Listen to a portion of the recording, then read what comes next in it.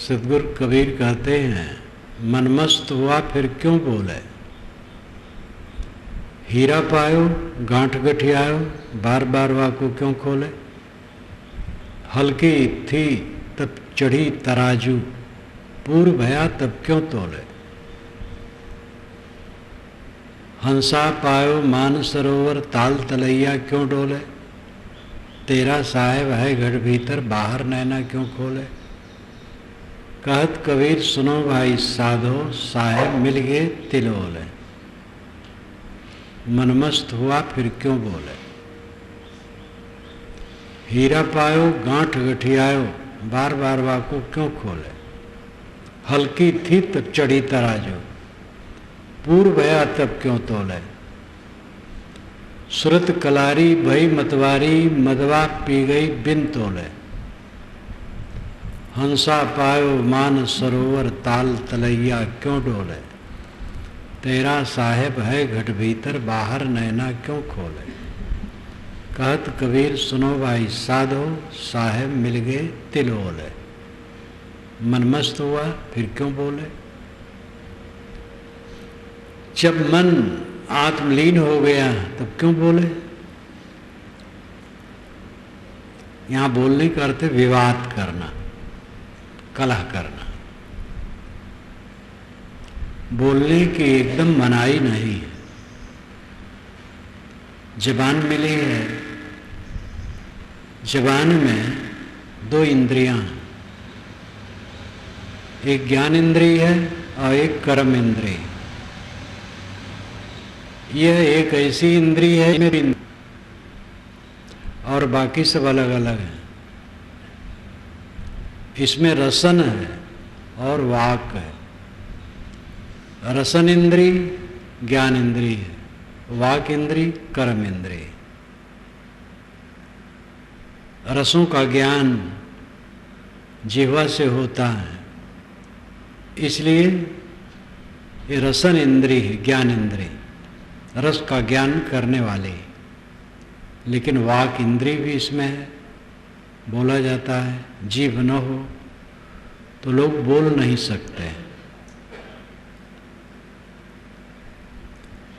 जिह्वा को वश कर लेने पर बहुत कुछ अपने वश में हो जाता है। स्वादासक्ति जीत लेना और वाणी में संयम कर लेना, ये बहुत बड़ी बात है। जीभ की लंपटता मनुष्य के पेट को, स्वास्थ्य को खराब करती है। जीभ का लंपट आदमी कामजयी नहीं हो सकता। कामजयी होने के लिए, काम पर विजय करने के लिए जीभ की रसन इंद्रिय पर विजय करना बहुत जरूरी है। स्वादासक्ति का त्याग। महात्मा गांधी ने अपने 11 व्रतों में अस्वाद एक व्रत माना है। अहिंसा, सत्यस्तेय, ब्रह्मचर्य, संग्रह, शरीर श्रम, अस्वाद, सर्वत्र भयवर्जन, सर्वधर्म समानता, स्वदेशी स्पर्श भावना, विनय, व्रत, निष्ठा से ये एकादश सेव्य हैं। अहिंसा, किसी को तकलीफ न देना, विरोधी को भी तकलीफ न देना।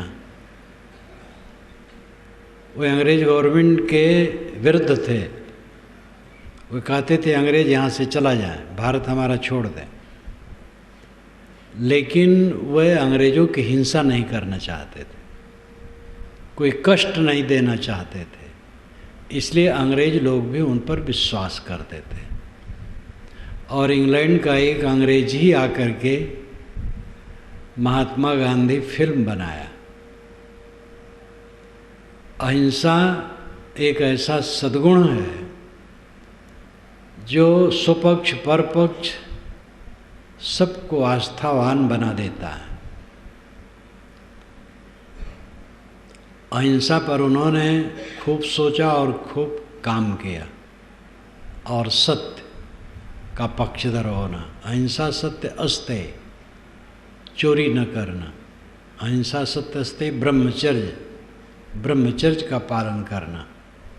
उन्होंने 37 वर्ष की उम्र में ब्रह्मचर्य व्रत ले लिया और उसके बाद फिर अन्य को भी कहने लगे कि देश को आज़ाद करना है, सेवा करना है, तो विवाह नहीं किए हो तो न करो, और कर लिए हो तो पति पत्नी भाई बहन की तरह रहो। असंग्रह, संग्रह न करना, अपने शरीर के लिए अधिक धन न जोड़ना। समाज के लिए हो, देश के लिए हो, घर परिवार के लिए हो, जोड़ना पड़ता है, लेकिन व्यक्तिगत जीवन के लिए अधिक धन न जोड़ना। शरीर श्रम, शरीर से मेहनती होना। अहिंसा सत्यस्ते ब्रह्मचर्य संग्रह शरीर श्रम अस्वाद, स्वाद की चेष्टा न रखना। वे नीम की पत्ती की चटनी खाते थे कुछ दिन, तो भोजन में सब एक साथ बैठते थे, तो उनके पास एक कटोरी में चटनी आ जाए तो पास में एक सज्जन बैठे रहे, वो ललचाएं रोज कि इन्हीं के लिए चटनी आती है, हम लोगों को नहीं मिलती है। तो एक दिन उन्होंने कहा, बापू मुझे भी थोड़ा दे दें। तो उन्होंने हाथ बढ़ाया और उन्होंने निकाल के थोड़ा दे दिया। जब मुख में रखे तो ओ करके भागे, गए बाहर कुल्ला उल्ला किए तो सब हंसने लगे। अद्भुत थे गांधी जी। शरीर श्रम अस्वाद, सर्वत्र भयवर्जन, सब तरफ निर्भय रहना। जो अहिंसा व्रत का पालन करता हो निर्भय रहता है। उन पर दक्षिणी भारत में बम फेंका गया तो पुलिस का पहरा होने लगा। गांधी जी ने कहा कोई पहरा की जरूरत नहीं, छोड़ दो, स्वतंत्र। वे समझते थे शरीर नाशवान है, इसके लिए पहरा। और फिर हुआ, एक व्यक्ति आया जो अपने को बहुत बड़ा महान समझता था, उसने उनको मारा, लेकिन वो अमर है। मारने वाला मर गया, मारने वाला समूह मर गया, वो अमर है। 55 करोड़ रुपया पाकिस्तान को देना था, क्योंकि हमें जंगलात की संपत्ति बहुत मिली थी। 55 करोड़ रुपया कुछ नहीं था, उसी पर लोग और चिढ़ गए और ये काम किए। महात्मा गांधी कह रहे थे कि नहीं दोगे बदनाम होगे, अंत में अंतर्राष्ट्रीय बात जाएगी और देना पड़ेगा, इसलिए दे दो। तो सत्य के पक्षधर थे। सर्वत्र भयवर्जन, सर्वधर्म समानत्या, सभी संप्रदायों में समान बुद्धि रखना। स्वदेशी, अपने देश के लिए निष्ठा होना, स्वदेशी वस्तुओं का उपयोग करना। स्पर्श भावना, छुआछूत की भावना न रखना, मानव मात्र समान है। विनय व्रत निष्ठा से ये एकादश सेव्य हैं। विनय व्रत और निष्ठा से ये 11 व्रत सेवन करने योग्य हैं। तो इसमें अस्वाद पर मुझे याद आया, काम की चीज़ थी, सबको गिना दिया, बहुत लोग तो जानते भी होंगे। जीवा के स्वाद को जीतो और वाणी को जीतो। कटुक वचन मत बोल रे, घट घट में वही साईं बसत है, कटुक वचन मत बोल रे। कट वचन बोलते हो तो हिंसा करते हो। मन मस्त हुआ तब क्यों बोले? जब मन मस्त हो गया, आत्मतुष्ट हो गया, तो विवाद क्यों करें? विजानन विद्वान भवते नातिवादी, ये श्रुत वचन है। विजानन विद्वान, जो अच्छी तरह से जान लिया सत्य को, भवते नातिवादी, वो अतिवादी नहीं होता है, बढ़ कर बात नहीं करता है। मनमस्त हुआ फिर क्यों बोले? हीरा पायो गांठ गठियाओ, बार बार वाकू क्यों खोले? हीरा मिल गया, गांठ में बांध लिया। उसको खोल करके दिखाने और प्रदर्शन करने की क्या आवश्यकता है? बोध और रहनी ये दो हीरा हैं। स्वरूप बोध और अंतर्मुखता। स्वरूप बोध, अपने रूप का बोध, अपने पदार्थ का बोध। स्वरूप में दो पद है, एक स्व एक रूप। स्व नाम खुद, रूप नाम पदार्थ। खुद का पदार्थ, खुद का पदार्थ क्या है? आत्मा। और कुछ खुद का पदार्थ नहीं। सब पदार्थ माटी, पानी, आग, हवा के कणों का जोड़ है, जो बन बिगड़ रहा है, जिसमें हमारा मोह है। वो माटी, पानी, आग, हवा के कणों का जोड़ है। वो सब अनात्म है, अनित्य है। मेरा पदार्थ तो स्वयं सत्ता है, शुद्ध चेतन मैं हूं। ये आत्मबोध हीरा है, आत्मा हीरा है। हीरा तो पत्थर है, हीरा में क्या रखा है? और पत्थर ही नहीं है, कोयला है। अंततः बस वही है, मिट्टी, पानी, आग, हवा के कणों का जोड़। लेकिन दुनिया में उसका महत्व है, चिकना है, ठोस है, चमकता है। शौकीनों के लिए, धनवानों के लिए फैशन में उपयोग होता है। अब कहीं कहीं मशीनों में भी लगता है, वो घिसता नहीं। हीरा ही से हीरा कटता है, दूसरी चीज़ से नहीं। इसलिए अब यंत्रों में भी लगता है, वो काम करता है। उदाहरण जितने दिए जाते हैं वो सब छोटे होते हैं। संसार सागर, संसार का उदाहरण सागर से दिया जाता है। सागर कुल्ला भर पानी है संसार के सामने। संसार अनंत है, देश काल अनंत है, और अनंत देश काल में व्याप्त संसार है। और सागर उसके सामने एक कुल्ला भर पानी। लेकिन आखिर उदाहरण दे किसका? सागर से बड़ा तो और उदाहरण नहीं है, इसलिए संसार सागर कहा जाता है। सागर कुछ भी नहीं है, संसार बहुत बड़ा है। ऐसे आत्मा के सामने हीरा, पन्ना, पोखराज कुछ भी नहीं। आत्मा के समान आत्मा है। गगनम गगनाकारम, सागरम सागरोपमम। राम रावण यो युद्ध, राम रावण यो रिव। ये वाल्मीकि रामायण में अन्योन्य अलंकार में कहा गया है। गगनम गगनाकारम, आकाश आकाश के समान होता है। सागरम सागरोपमा, और समुद्र समुद्र की तरह होता है।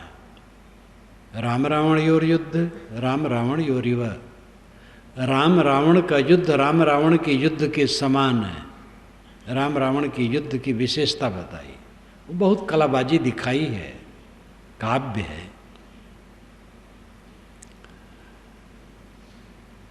अन्योन्य अलंकार, जिसमें दूसरे का उदाहरण न दिया जा सके, उसको अन्योन्य अलंकार कहते हैं। सागर सागर के समान है, आकाश आकाश के समान है, आत्मा आत्मा के समान है। आत्मा के समान और क्या है? आत्मा हीरा है, और दूसरा हीरा क्या है? पवित्र रहनी, अंतर्मुख होने की प्रक्रिया, और पूर्ण अंतर्मुख हो जाना, ये हीरा है जीवन में। दुख क्या है? बहिर्मुख रहना। छूटने वाली वस्तुओं में मोह करना हमारी हद दर्जे की मूर्खता है, और इस मूर्खता में हम अनादिकाल से फंसे। फिर भी अपने को बुद्धिमान मानते हैं, ज्ञानी मानते हैं। जो वस्तु आज है कल नहीं है, स्वभाव। सारी वस्तुएं स्वभाव हैं। स्व अभाव, स्व नाम कल, अभाव नाम न रहना। नचिकेता ने यमाचार्य से कहा, कठ उपनिषद में एक कथा आती है, भगवन अस्तित्व के नाम अस्तित्व चेके। जब शरीर छूट जाता है तो एक कहता है कि आत्मा अमर है, वो रहता है। दूसरा कहता है कुछ नहीं रहता। एयम प्रेते विचिकित्सा मनुष्य। प्रेते मर जाने पर, चले जाने पर, जीव के निकल जाने पर विचिकित्सा मनुष्य, मनुष्य के मन में विचिकित्सा रहती है, संदेह रहता है। अस्तित्व के नाम अस्तित्व चेके, अस्ति इति एक ही। एक कहता अस्ति है, आत्मा अमर है, वो मरा नहीं, नाम अस्तित्व चेके। दूसरा कहता कुछ नहीं रहता, मर गए बस खत्म हो गए। तो महाराज बताइए सच क्या है? यमाचार्य ने कहा है बड़ा कठिन समाधान है, इसको मत पूछो। 100 वर्ष की जिंदगी ले लो, बहुत से बच्चे ले लो, स्त्रियां ले लो, बाजे गाजे राजकाज ले लो, स्वर्ग ले लो, 100 वर्ष जियो, ये सब ले लो, लेकिन आत्मा के विषय मत पूछो, ये बड़ा गूढ़ तत्व है। नचिकेता ने कहा महाराज स्वभावा, ये तो स्वभावा है। स्वनाम कल, अभाव नाम न रहना। ये कल नहीं रहेंगे, आज हैं कल नहीं रहेंगे। ऐसी चीज़ों से मुझे फंसाना चाहते हैं, ये मुझे नहीं चाहिए। भोगों से इंद्रियां जीर्ण होती है, मन खराब होता है। कौन विवेकवान विषयों का चिंतन करते हुए जीना चाहेगा? आप मुझे बताइए आत्मा के विषय में ही। तो उन्होंने लंबा व्याख्यान अपना दिया है कठोपनिषद में। इसको पढ़ना चाहें तो उपनिषद सौरभ में पढ़ सकते हैं, जो यहाँ उपलब्ध है।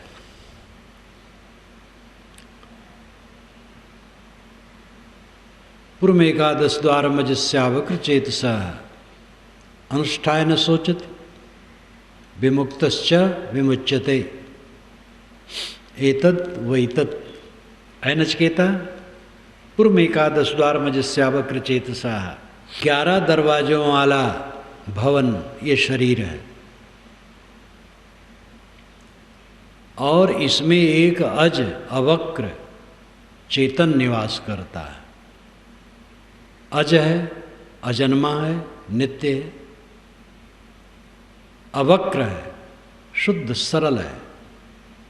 चेतसा चैतन्य, वह निवास करता है। अनुष्ठाय न सोचत, जो इसका अनुष्ठान कर लेता है, आत्मा की उपासना में लग जाता है, आत्मानुसंधान में लग जाता है, न सोचत, फिर वो चिंता नहीं करता है। दुनिया की वस्तुओं की चिंता करना, जो आज है कल नहीं है, बेवकूफ़ी की बात। न सोचत विमुक्तश्च, वो जीवन भर मुक्त रहता है। अविमुच्यते, जब शरीर छूट जाता है सदा के लिए मुक्त हो जाता है। एतद वैतद। ऐ नचिकेता, जिसके विषय में तूने पूछा है वो यही आत्मा है। आत्मा हीरा है, वही अपना धन है, अपना स्वरूप है, जो देह से अतीत है, प्राण से अतीत है, मन से अतीत है, बुद्धि से अतीत है, अहंकार से अतीत है, शुद्ध चेतन है। और रहनी क्या है? अपने को समेटने की प्रक्रिया, चारों तरफ से अपने को लौटा लेने की प्रक्रिया, ये रहनी की साधना।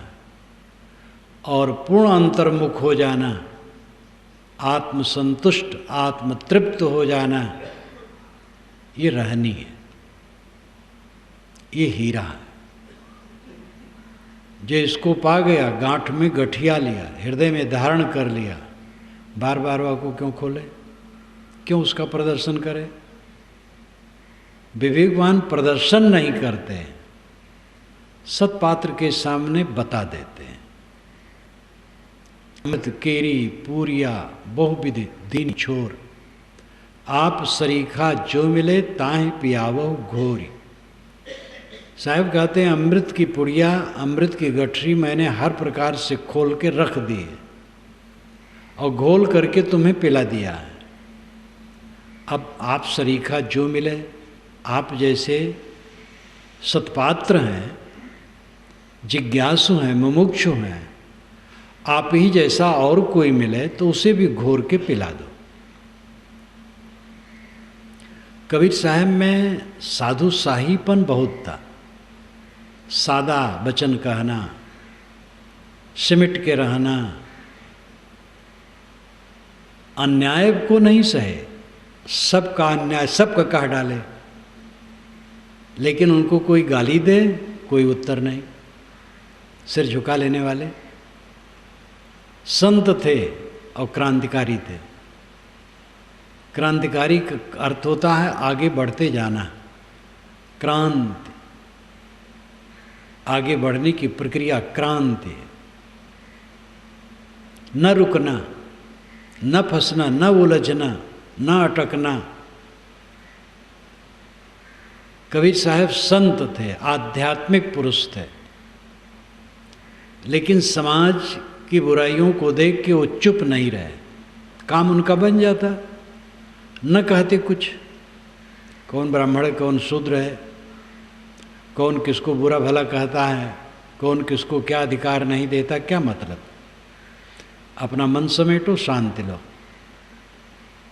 लेकिन उनको ये सहन नहीं हुआ। आदमी आदमी में भेद, हाण चाम का ढांचा सबका शरीर, और सबके अंदर में शुद्ध चेतन तत्व, मौलिकता में कोई अंतर नहीं, और जन्म सिद्ध पूज्य बने बैठे हैं कि हम जन्म से ही ऊंचे हैं। ये दादागिरी, ये राजनीति, पूरी राजनीति रही है।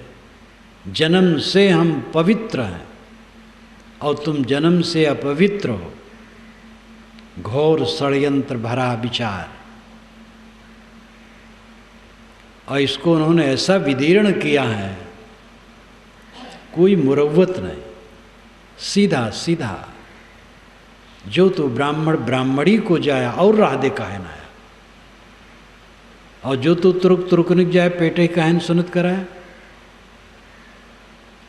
किसी को भी क्षमा करने वाले नहीं। गुरुओं को, साधुओं को, योगियों को घर घर मंत्र देत फिरते महिमा के अभिमाना। गुरु सहित शिष्य सब बूढ़े अंतकाल पछताना। ऐसो जोगिया बदकर्मी, किसी को उन्होंने छोड़ा नहीं। नेहरू विश्वविद्यालय दिल्ली में जब मेरा प्रवचन हुआ तो शंका समाधान का भी पीछे समय रखा गया था। तो एक विद्यार्थी ने कहा कि कबीर संत हैं लेकिन वो फटकारते ही रहते हैं, गरम गरम ही हैं, तो शांति उनको कब मिली होगी। मैंने कहा यही तो उनको समझना मुश्किल है। एक तरफ से उनके अंदर से आग की ज्वाला निकलती है और दूसरे तरफ से शीतल फव्वारा। श्री विद्यानिवास मिश्र ने भी इसको बहुत बढ़िया कहा है, जो एक अच्छे विद्वान थे। अभी कुछ दिन हुआ उनका एक्सीडेंट में शरीर छूट गया, बहुत योग्य थे। विरोधाभास है। विरोधाभास का मतलब है विरोध रहे ना वो प्रतीत हो। वे खंडन करते हैं सरल चित्त से, राजनीति से नहीं। राजनीति बाजी लेकर के भी बहुत उल्टा पलटा कहा जाता है, वैसा नहीं, कुछ नहीं चाहते। जो निरीह मासूम मूक प्राणी हैं उनकी वे पक्षधरता करते हैं। भारत के 70% लोगों को मूक बना दिया गया था, वो बोल नहीं सकते, वेद शास्त्र में अधिकार नहीं, पढ़ने में अधिकार नहीं, कोई सामाजिक उच्च कर्म में अधिकार नहीं, बोल नहीं सकते। बादई शूद्र द्विजन सन हम तुमसे कछु घाट, जाने ब्रह्म सुव्य प्रवर आंख दिखावे डांट। जब डांटने लगे शूद्र ब्राह्मणों को तो ये कहने की जरूरत पड़ी कि तो कलयुग आ गया है।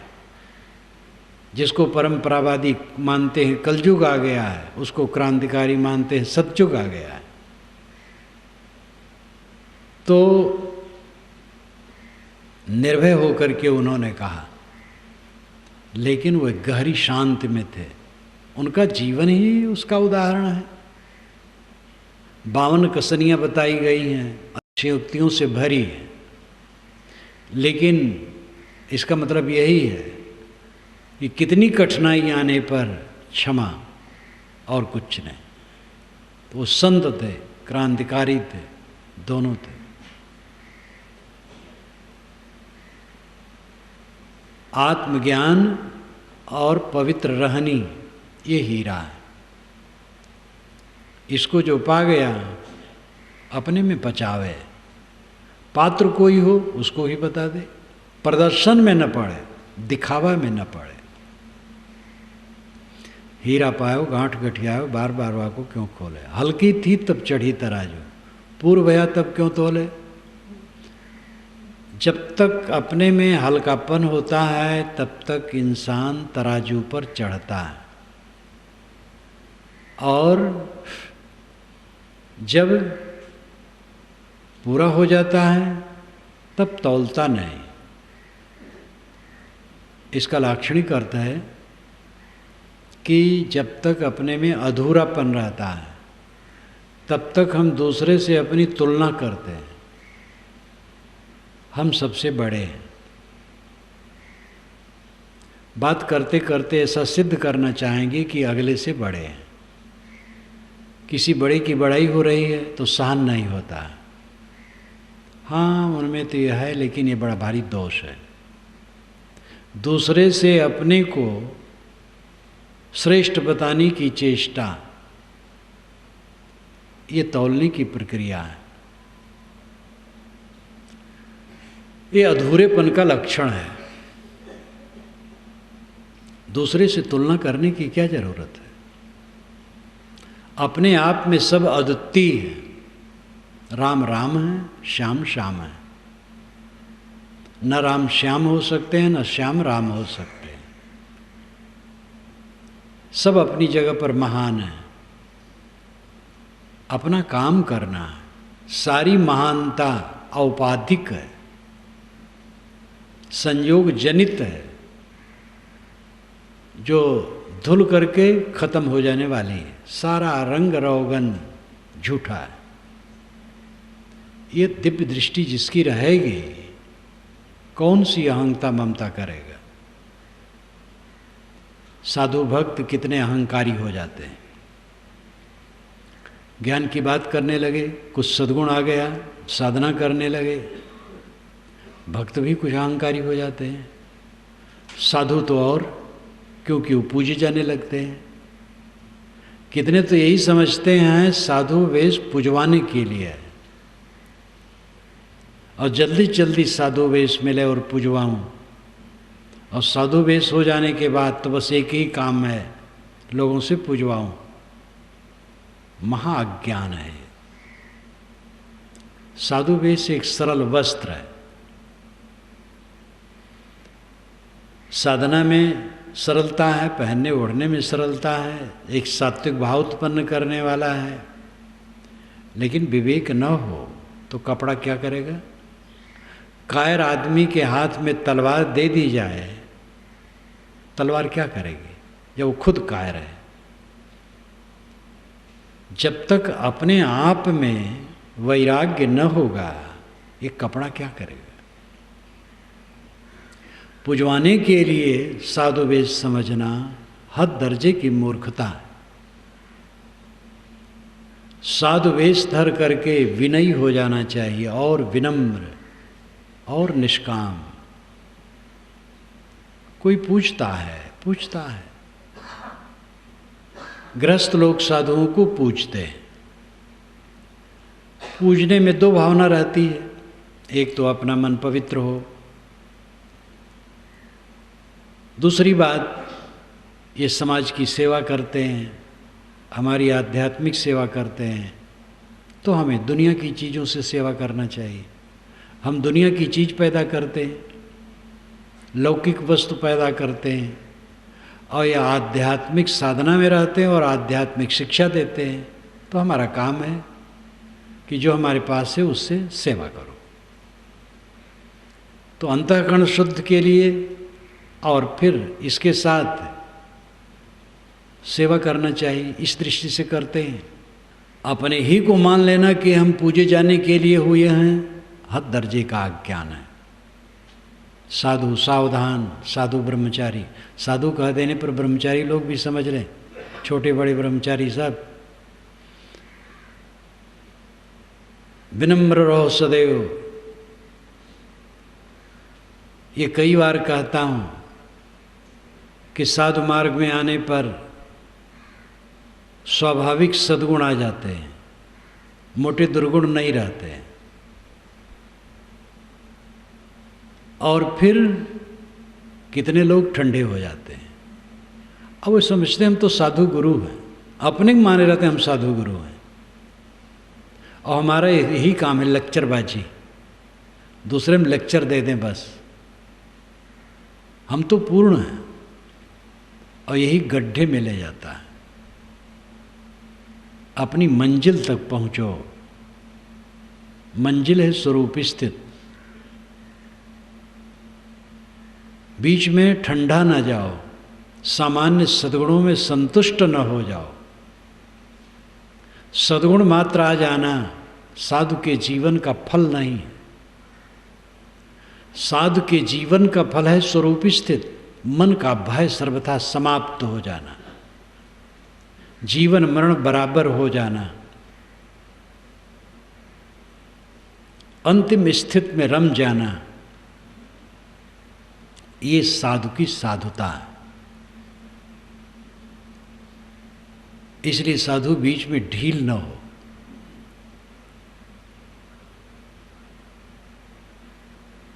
हल्की थी तब चढ़ी तराजू, पूर्व भया तब क्यों तोले।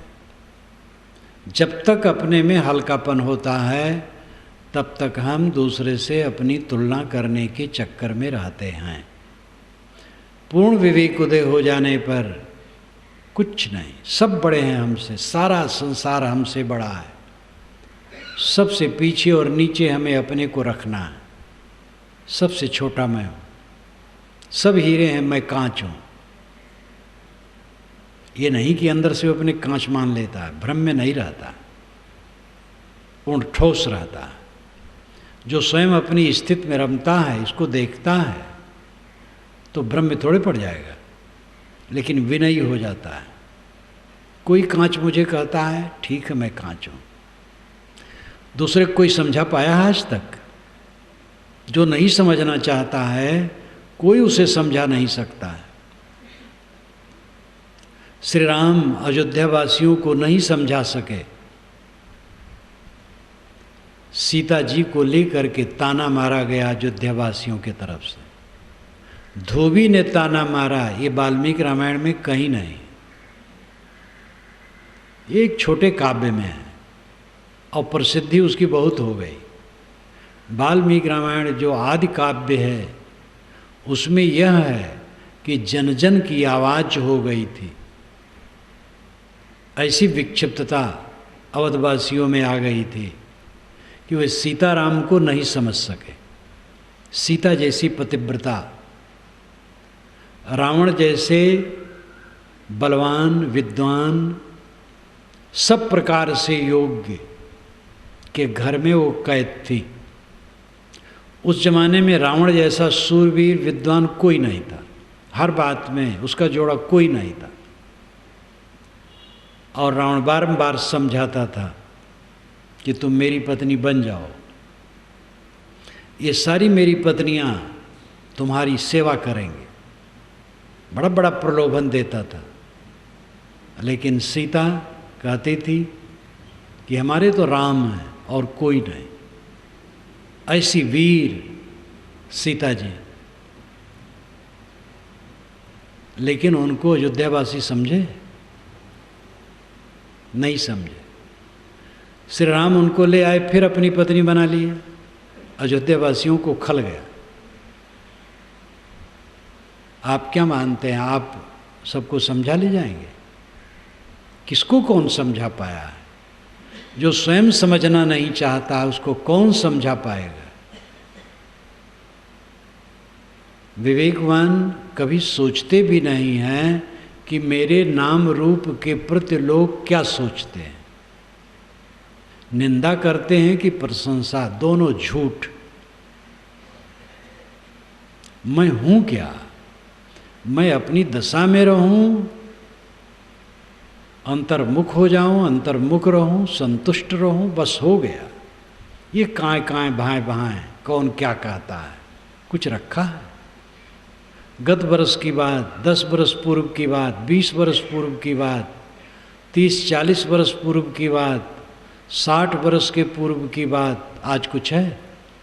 कल वाली बात आज कुछ है? सब भागा जा रहा है। किस बात को लेकर के हर्ष शोक है? विवेकवान सदैव अंत को देखता है, इसलिए उसके मन में कोई स्पंदन नहीं, कोई कंपन नहीं, कोई चंचलता नहीं, दृढ़ स्थिर धीरा। कश्चित धीरा प्रतिज्ञात्मानमैक्षता वृत्ति चक्षु अमृतत्वमिच्छन। कोई विवेकवान पुरुष धीर, ऐसे पुरुष को धीर कहा गया।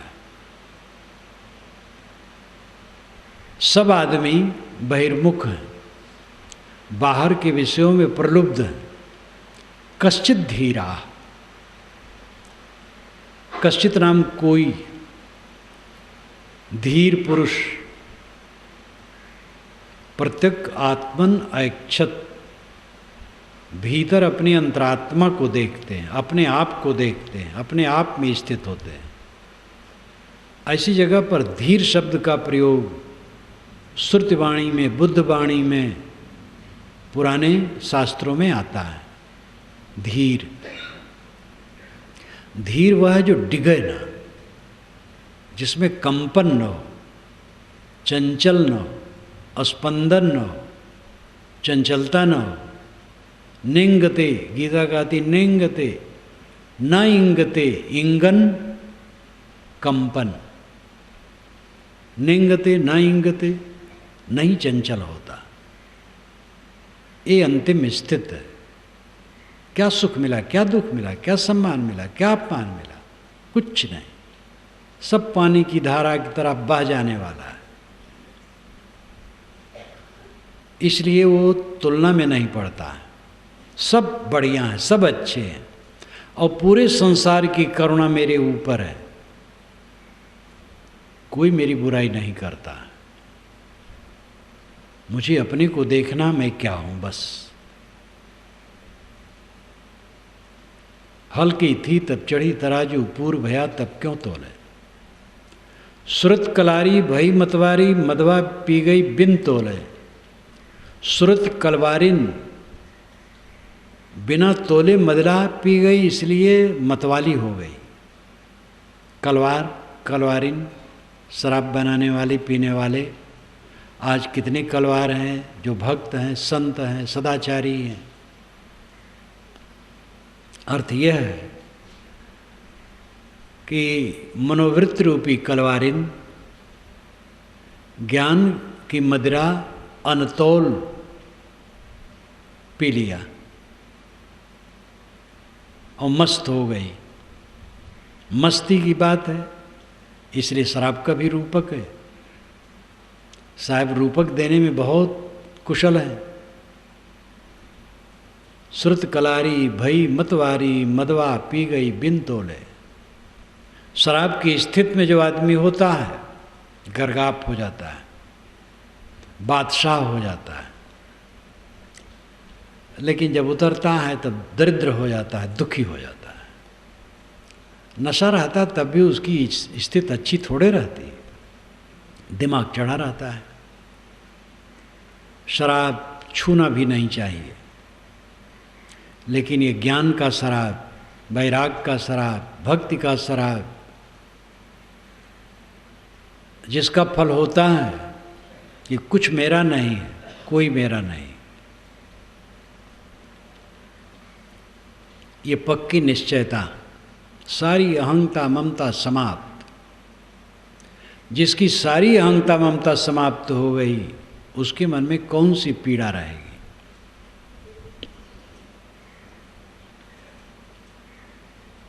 सुरत कलारी भई मतवारी मदवा पी गई बिन तोले। हंसा पायो मान सरोवर ताल तलैया क्यों डोले। हंस मान सरोवर में पहुंच गया, अब कीचड़ भरे ताल तलैया में वो क्यों डोले।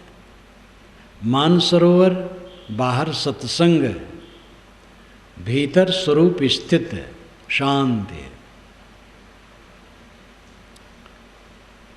मनुष्य को चाहिए सदैव सत्संग का आधार लेकर के रहे। साधु सत्संग में रहे, गृहस्थ भी समय समय से सत्संग का आधार लेता रहे। सदग्रंथ जो संत का प्रतिनिधि है उसे रखे और खूब पढ़े। अपने घर में ऐसा वातावरण बनाए कि सत्संग हो जाए। सद्गुणों का विस्तार करो, घर में सत्संग हो जाएगा। स्वयं क्षमा करो, आपकी पत्नी भी क्षमा करने सीखेगी। स्वयं मीठा बोलो, आपका लड़का भी मीठा बोलना शुरू करेगा। स्वयं संतोष करो, आपके भाई भी संतोष करेंगे। जो सद्गुण है स्वयं अपनाओ, उससे उसी के अनुसार चलो, तो घर वाले भी धीरे धीरे सीखेंगे। आप स्वयं उद्वेगित हो, स्वयं लोलुप हो, स्वयं अस्तव्यस्त हो और चाहते हो घर वाले सब ठीक हो जाए। अपनी पवित्र रहनी से घर का वातावरण सत्संग का वातावरण बना दो। स्वयं जीना शुरू करो, अपने आप होगा। सोचना नहीं पड़ता, कहना नहीं पड़ता। स्वयं रहनी में रहने लगे। आग जहाँ जलेगी चारों तरफ अपने आप गर्मी विकीर्ण होगी। बर्फ जहाँ होगी चारों तरफ शीतलता फैलेगी। सद्गुण संपन्न व्यक्ति जहाँ होगा अपने आप लोग लाभ लेंगे। स्वयं सहना सीखो, क्षमा करना, गम का खाना सीखो, संतोष करना सीखो। घर में सत्संग का वातावरण बनता जाएगा। बाहर सत्संग मानसरोवर है, भीतर निर्मल मन मानसरोवर है। सारी गांठें कट गईं, निर्मल मन, अनासक्त चित्त। हंसा पायो मान सरोवर ताल तलैया क्यों डोले। ताल तलैया विषय वासना, राग द्वेष, कला कल्पना, तू मैं। जब हंस मान सरोवर पा गया तो कीचड़ भरे ताल तलाई में क्यों डोलेगा। निर्मल मन हो गया, गंदी बात क्यों सोचेगा, क्यों करेगा। तेरा साहेब है घट भीतर, बाहर रहना क्यों खोले। तेरा साहेब तेरे घट में कहने से द्वैत लगता है, इसीलिए सारे कथन सापेक्ष होते हैं, निरपेक्ष नहीं होते। बड़ी सावधानी से कथनों का अर्थ समझना चाहिए।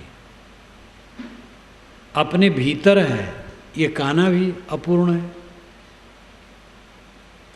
मेरे भीतर और कुछ होगा, मैं ही तो हूँ, तो मेरे भीतर और क्या है? न भीतर है न बाहर है, कहने का तरीका भर है।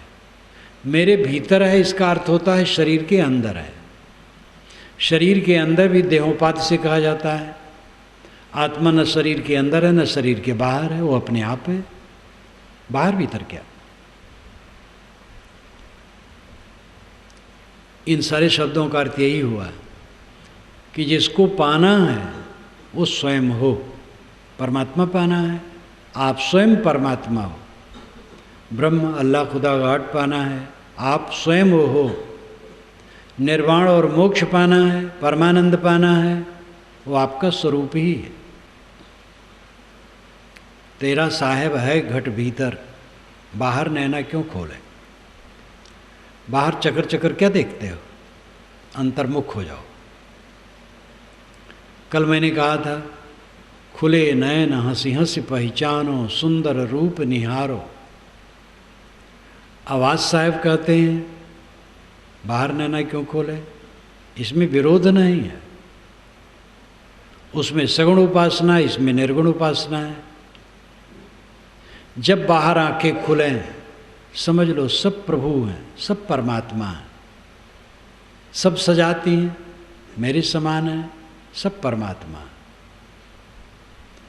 आंखें बंद करो, अपनी अंतरात्मा में स्थित हो जाओ, बाहर खोलने की जरूरत नहीं। भीतर परमात्मा है, बाहर परमात्मा है।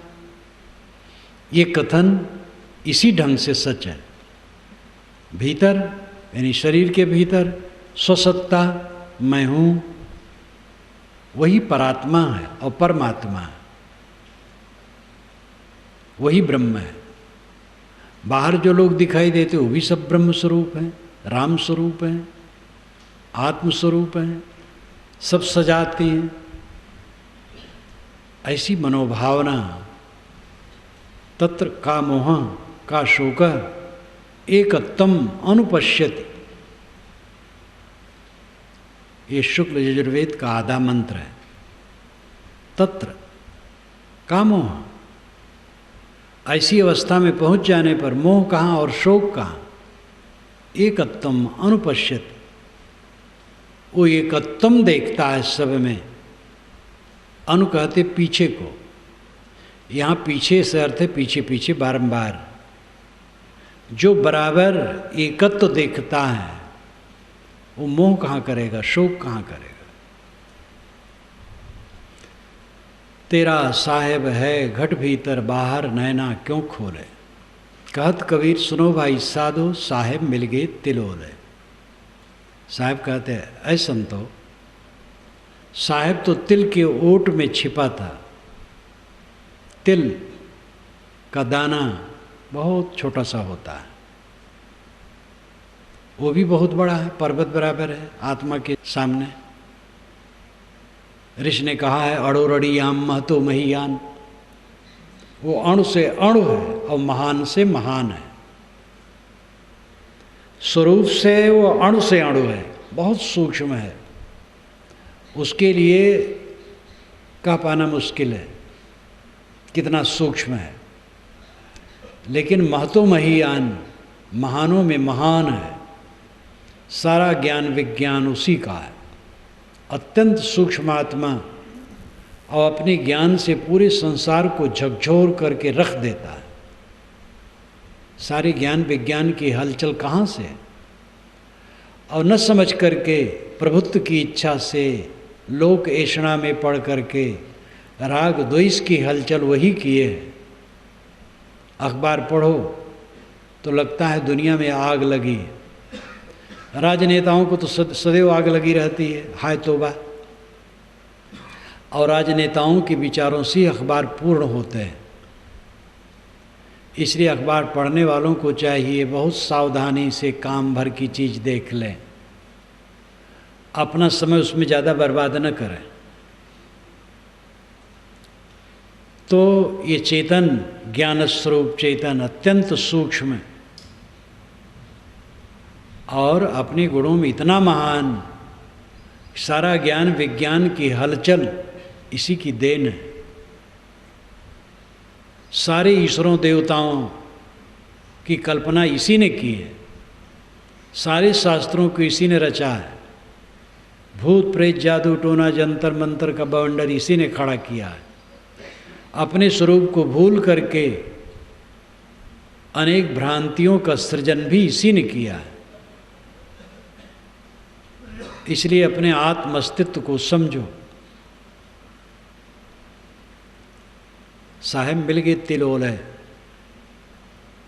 तिल के ओट में ब्रह्म राम परमात्मा छिपा था। हम बाहर खोज रहे थे परमात्मा को। बाइबल में भी लिखा है, क्या ईश्वर को कोई खोज के पा सकता है? कहीं के भी साधक हों, जब अंतर्मुख होते हैं तो उनको यही कहना पड़ता है, खोजोगे जहाँ तक वहाँ तक दुनिया की चीज़ मिलेगी।